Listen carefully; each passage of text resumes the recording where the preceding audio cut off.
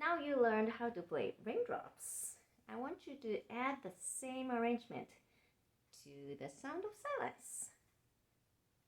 Add low root ending and repeat the song in key of G.